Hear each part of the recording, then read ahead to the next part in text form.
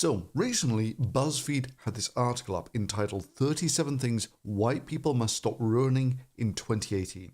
Well, no racism there then.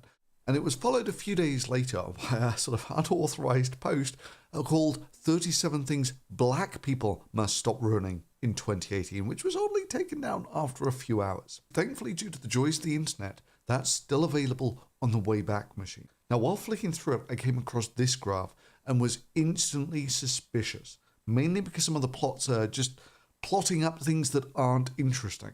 Which, if you're really interested in the racial bias in something like this, then you really need to balance it by the actual population of the races, which is something that isn't done in this plot.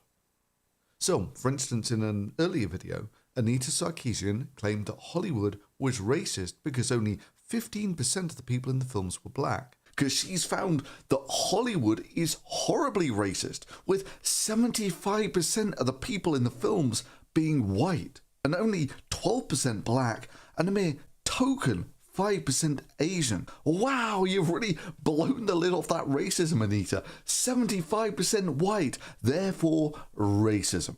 That's until you compare it to, say, the demographics of America, where you find it's about 75% white people, 12% black people, and a mere 5% Asian. That is, Hollywood is an almost perfect reflection of the demographics of America. That is, it is unbelievably non-discriminating. Complaining that Hollywood is 75% white is like getting offended that Bollywood is 99% Indian. Okay, so you got that unless you factor in the demographics, and that's just something that isn't done in this plot, then you're really not looking at what's interesting, because of course the average white guy is expected to kill less black people because they're only 15% of the population. Thankfully, there is a link to the original data. So, buckle up, Dorothy, you're about to learn who's killing who in America, and if there are any racial or sexual biases there.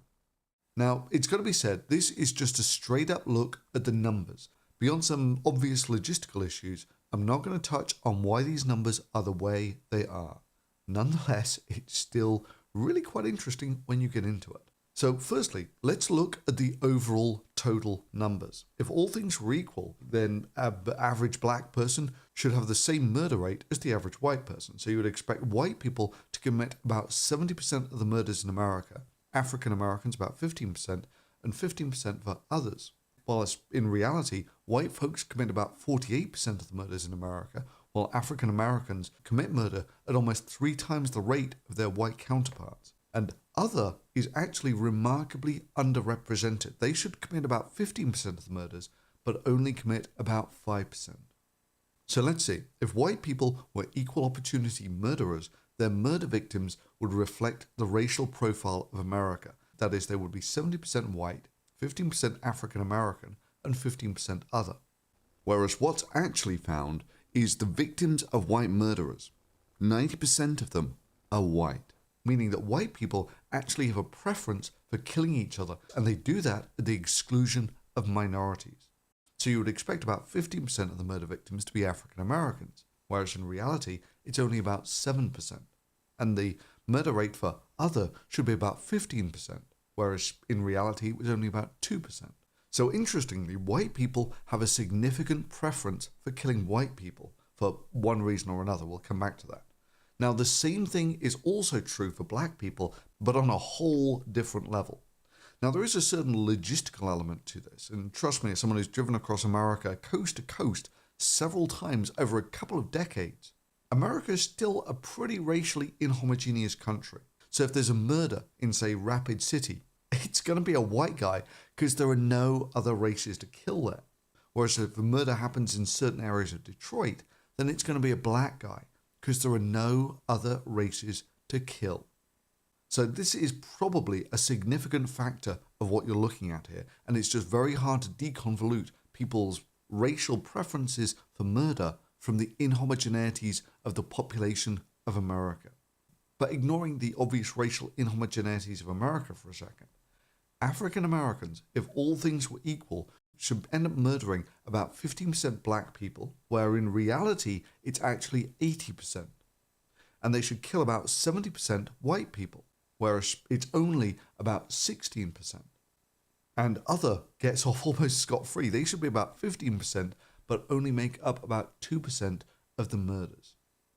Now, you do have to be a little careful with simple interpretations of data like this. Nonetheless, if you combine the murder rate for the African Americans, it's about 5 times that of their white counterparts, along with the fact that there is a 5-fold preference for African Americans to kill African Americans.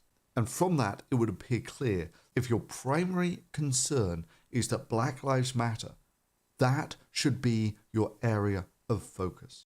So in simple macroscopic numbers, if you randomly take a white murderer, there is a 90% chance that he killed a white guy. Whereas if you have a black murderer, there is about an 80% chance that he killed a black guy, even though black people only make up about 15% of the population. Nonetheless, if it's simply the lives you want to protect, this should be your priority, in that African Americans in sheer numbers kill about 10 times as many African Americans as white people do. The stats of sex and murder are also really quite interesting, principally because unlike with a race, there is no significant gender separation across America. So let's do it by race first. So if a murderer showed no sexual preference, then about 50% of their murder victims should be male and 50% female.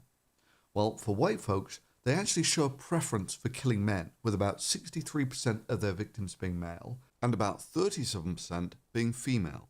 With African Americans, however, they actually show an even greater preference for killing men, with 77% of their victims being male and about 23% being female. Although, as with before, it should be stressed that African Americans are about 5 times as likely to be a murderer as a white guy. Now, where it gets really interesting is where you take race out of the picture altogether and just look at the murder rates by gender. So, for instance, if men were equal opportunity murderers, then 50% of their victims would be male and 50% female. But what we find is fascinating. Men actually have a preference for killing men at about 70% for men and 30% for women. But this is the really interesting bit. For women, it's almost exactly the same. They've just a slightly higher preference for killing men, with about 74% of the murder victims of women being men and 26% being female.